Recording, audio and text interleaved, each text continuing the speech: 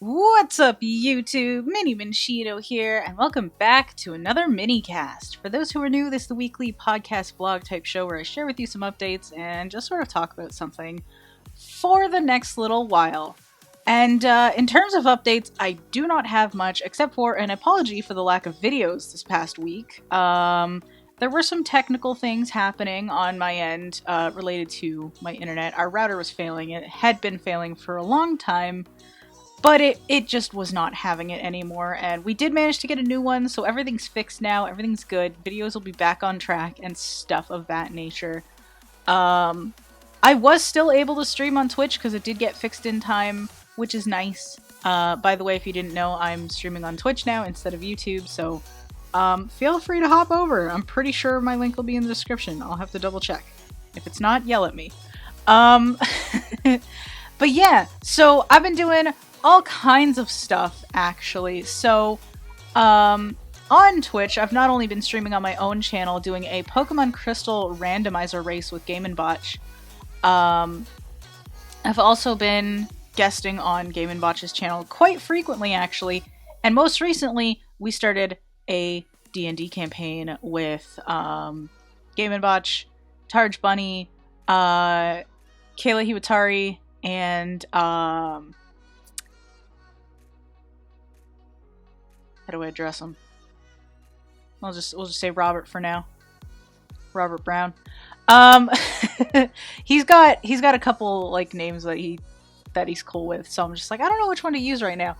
But so we're working on getting stuff like that up and going and things like that. So we had our first D&D stream last Tuesday. So we're doing our second one tomorrow on gamenbotch's channel, so definitely keep an eye out for that. I'm pretty sure his link is in the description, so, head on over there.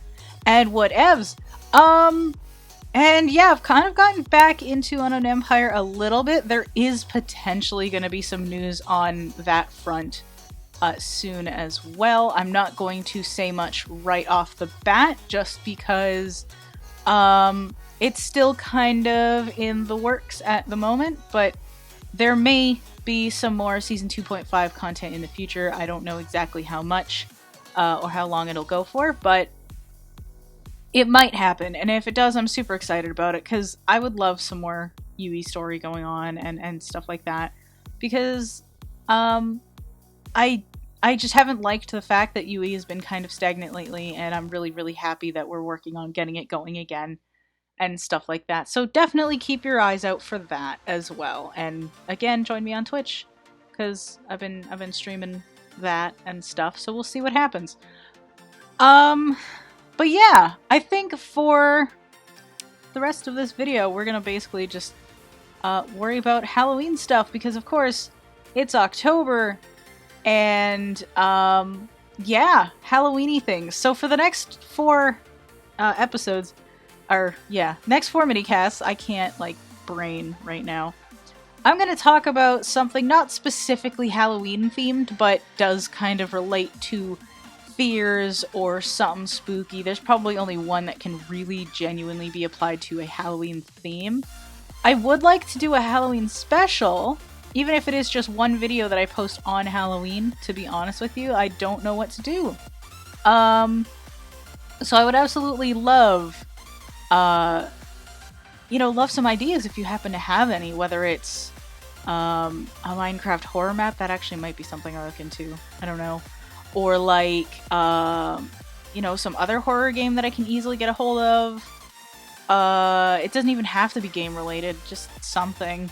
I don't think I'm gonna do a Halloween vlog like I did a couple years ago. That was fun though.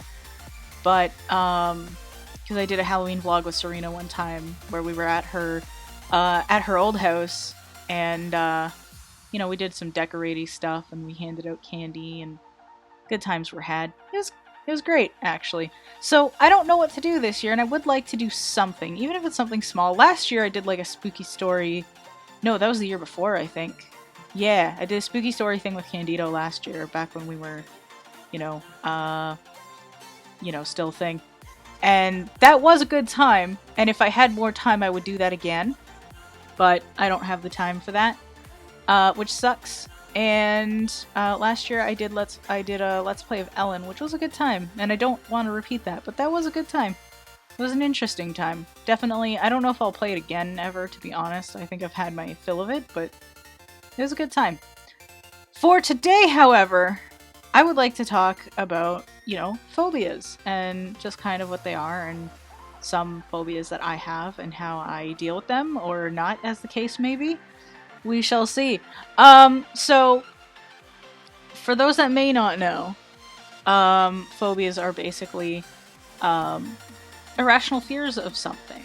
Like, I am very arachnophobic, actually. There was one time, and I do believe I've talked about this, possibly on another minicast in the past. I've definitely talked about it on a UE video. There was one quite a long time ago, and it was called My Actual Nightmare. And I did kind of go over arachnophobia and the fact that if those Minecraft spiders actually existed in real life, I would be terrified. I think anybody would be, to be entirely fair, though. I don't think that would be irrational at all. They're hostile spiders that jump on you that are like the size of your face, if not bigger. Definitely bigger, actually. They're giant hostile creatures of death, and they have many red eyes, and I'm not a fan. So yeah, but my fear of them stemmed back when I was a kid. One of my cousins caught a spider and basically put it in a little toy bucket that I used to play with, and she put saran wrap over it and poked holes in it so it could still breathe and stuff like that.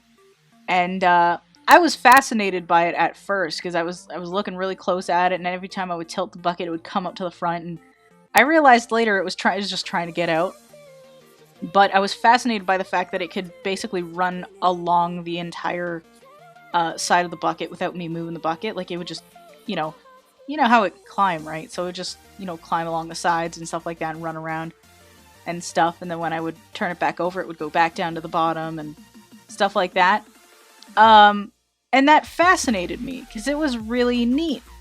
I just thought it looked really, really cool. Turns out the poor thing was just, trying to escape. And I was like maybe 3, so I didn't really know any better, right? And I wasn't trying to like torture it or anything. I do still feel bad about it, if I'm honest. Because like that poor thing was just trying to get out. And I kept it for a while. And my mom eventually told me, like, hey, like, you're kind of unintentionally torturing it and stuff like that. And like since then I've always felt terrible about it. And I've always been like not wanting to have not wanting them near me kind of thing.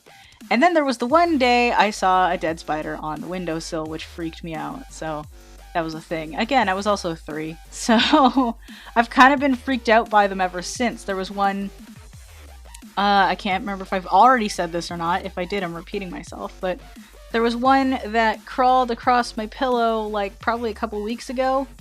And I saw it, like, I felt it on my arm, and I freaked out, because I didn't know what it was at first. And it just sort of stopped and stared at me for a little bit. And then it climbed onto my pillow and climbed across my pillow, and I tried to, like, swat at it and stuff, and it just kept turning around and staring at me. Just staring into my soul. And then it just sort of ran away after that, and I was like, okay, great. Then I left my room, and I could not bring myself to go back into my room for several hours. Because I do not like spiders. I do not like spiders, or any bugs for that matter. I'm pretty much afraid of just any bug. Like, I'm terrified of flies. Honestly. Like, I mean, the flies are gross. But, like, anything that is too small for me to see, which is just about any insect, always freaks me out. Especially if I can hear them, but can't quite pinpoint where they are. And then sometimes you get, like, the giant ones that could actually legitimately hurt you. And if you're not careful, and those terrify me even more because loud buzzing noises often give me the willies as well. So I'm just a bundle of fears, honestly. A bundle of fears. I I don't know what it's called. I don't remember what it's called. I'm not good with names of phobias, because let's be real, a lot of them are super weird. I am terrified of heights. And I don't think this one is necessarily irrational, but there's definitely a lot of vertigo involved. And it's just the fact that, you know, my depth perception is not great, having only one eye working and stuff, so it's hard for me to determine where the bottoms of things are. Especially if I'm, say, you know, standing on, like, a particularly tall step. You know, that's one reason, yet another reason why I use the white cane, because that can help me determine where the bottom of that is. Because of my fear of heights, I used to walk around, and still sometimes do if I don't have my cane with me, with my head down so I could keep a sharp eye on what's in front of me to make sure I'm not going to fall off of something.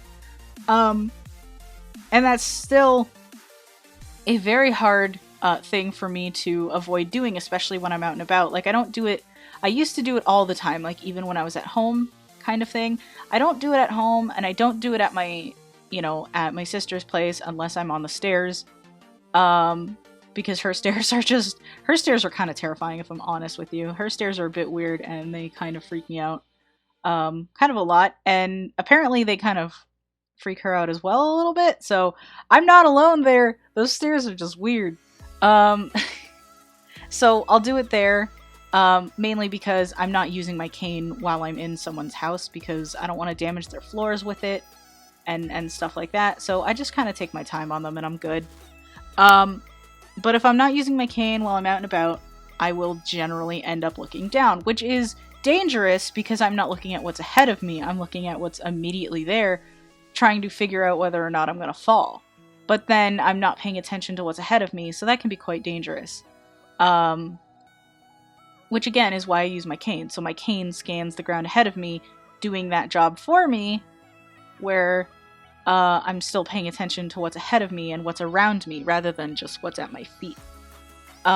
So, fears, man. Fears can sometimes cause you to do stuff that's actually a little bit dangerous for yourself if you're not careful.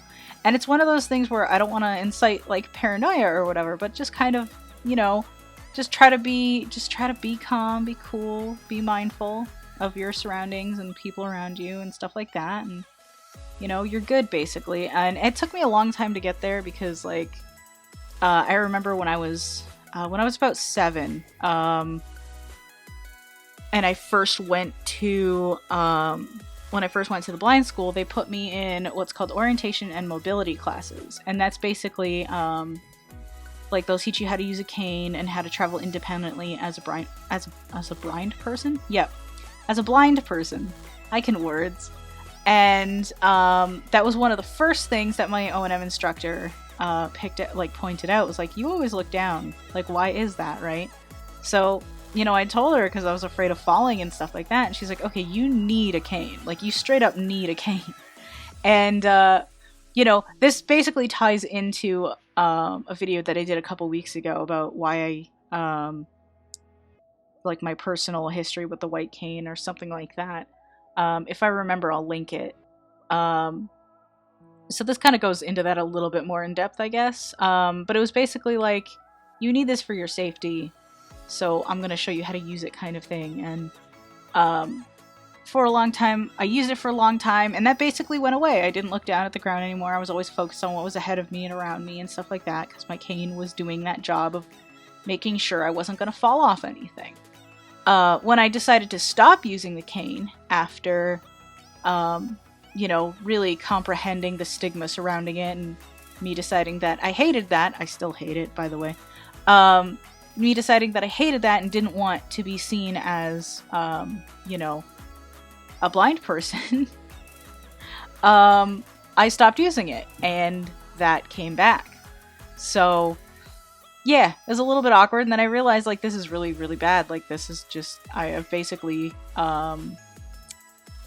regressed in terms of being able to travel independently, because I'm so focused on the ground and falling and stuff. So I guess that's another fear I have, just the fear of falling, because it's not a good feeling. So yeah, that is kind of a thing. And when I started using it again, that's largely gone away, you know? So, baby steps. And it's just kind of having that thing to help you with something, which, you know, I feel like that's helped me a lot. It hasn't necessarily gotten rid of that fear. I do still have that fear. I do still have a fear of a very strong fear of heights and a very strong fear of falling. But I do have a tool that helps me travel to ensure that, hey, I'm not sensing anything ahead of me that's going to make me fall. And if I do, all I have to do is stop walking toward it, you know? Because it scans the ground ahead of me because, you know, it's a fairly long stick. And it's, you know, doing its thing, going back and forth and stuff. And of course, that's only if I'm using it properly. So it's like, if I don't use it properly and still fall, that's on me. That's entirely on me. So, yeah, that's kind of a thing. But having that, you know, having that tool that helps me be more independent and stuff really helps with that. It really helps me deal with it rather than, it doesn't, like I said, it hasn't gone away. My fear of spiders hasn't gone away.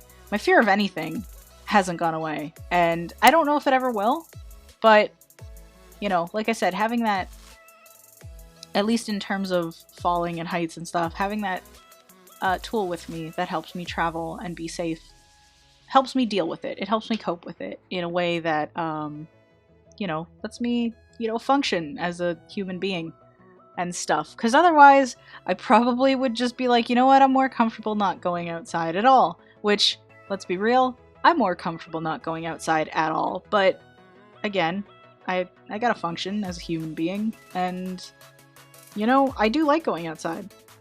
I do like going outside. I don't like bugs. Like I said, I'm still terrified of bugs. I'm still terrified of bees and whatever. I do know that, you know, if I don't bother them, they're not going to bother me and stuff like that. Spiders, at least here up in Canada, are largely harmless, so they're not going to really bother me if I don't bother them, kind of thing. Like, most of the time, they're just kind of looking around, seeing if they can, you know, find food or whatever. They're just kind of, or find a new place to build a web or whatever. They're just kind of minding their own business, and I'm aware of that, but I'm still just inherently just terrified of creatures of that nature. And I do know that spiders aren't technically bugs, they're arachnids, but they are just, like, my brain just kind of categorizes them as kind of the same thing. So it's just kind of, whether it's a bug or a spider, like, I'm just like, nope! No thank you. Like, sometimes I'll see, like, like, even like a fly just fly past me out of the corner of my eye, which I have really bad peripheral vision kind of thing, so I'll just barely see it, and I'll be like, what the fuck was that? You know, like, it terrifies me. I also have a fear of anything getting way too close to my eyes. My mom used to try to do my makeup, and I wouldn't be surprised if she tries in the future. Because knowing my mom, she 100% will, despite my protests, of which there are many, and will always be many. So, she would try to do, like, eyeliner and eyeshadow and stuff like that, and anytime I would see the mascara especially, come close to my eye, I would freak out, because that is all my eyes can see. That is all my eye can see. That's all, like, and I can't really control my eyes, like, so when I freak out, my eyes just kind of go crazy. So it just kind of freaks me out, and the only response I've gotten from that is my mom freaking out at me for not staying still, and she just, you know, gets immediately frustrated about it. So, like, I know what reaction I'm gonna get out of it, and that freaks me out more. So it always just turns into kind of a mess, and it's always very, very hard for me to calm down from it. There was one time my mom took me to a makeup place because she was so pissed off and frustrated with actually trying to do it herself. She's like, fine, I'm just gonna pay a professional to do it.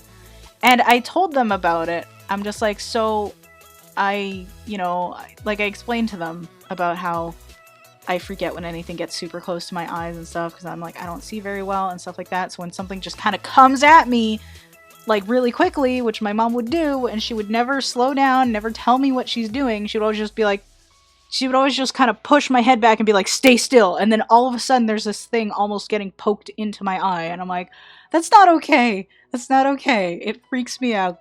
It's not okay. It just feels like I'm waiting to be tortured at that point. Like, that's genuinely what it feels like to me. And I realize that may sound melodramatic to some people, and it might very well be. I'm not going to deny that. Does not change that is definitely how it feels to me, and it sucks. So this one lady was like, okay, cool. So describe everything and kind of take it slow. Which is exactly what she did, and I did just fine. And then my mom was really mad that I was able to deal with this person that I didn't know at all. And I'm like, that's because I explained things to her, and she was kind enough to listen to me and hear me out, and was honestly amazing with it. Like, that lady was awesome. I didn't get her name or whatever, but I made sure to thank her for it, because I'm like, honestly, up until now, my experiences with makeup have been absolute torture. So I appreciate you being so cool about it and making my day, and, you know, giving me the helping to, you know, keep my nerves down so I can actually go to this party or whatever it was we were doing, so that I could actually have a good time that night instead of just like freaking out. I still hated the feeling of makeup on my face, but that's a different story. That's not a fear thing.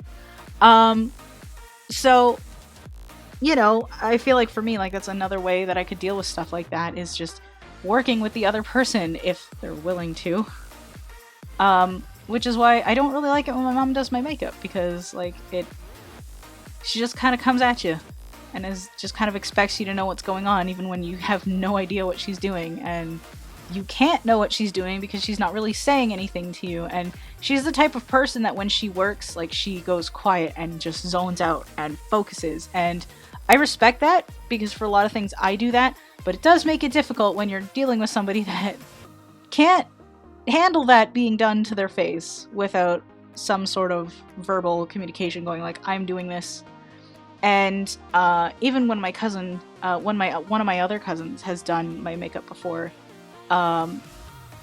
she would do a similar thing to what that one professional lady did, where she would kind of go slow. She would always try to do it tactily as well, where she's like, okay, so if I put my one finger in this spot, that means I'm going to do this or whatever, like, and she'll still tell me while she's doing that motion, like, she'll still tell me, okay, I'm coming in with this, you know, and she would go slow, so I know it's coming, everything's cool, you know, and it's just kind of a thing. I don't know. I'm rambling, though. I'm absolutely rambling. None of this has anything to do with Halloween, but it's a very loose correlation, if I'm being honest. But I do feel like sometimes it's just like, that's just stuff people don't think of sometimes. Like, you know, my mom, again, she's just used to having it done. She's just used to being like, okay, this is happening. This is good.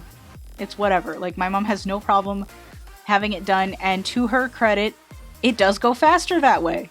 It goes way faster that way. Unfortunately, you get slowed down when you're dealing with somebody that, like me, that